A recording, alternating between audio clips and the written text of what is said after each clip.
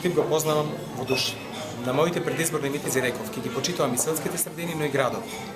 Значи, дефинитивно секој човек е за мене битен и важен. Ќе ги решиме малите, но големи проблеми за луѓето.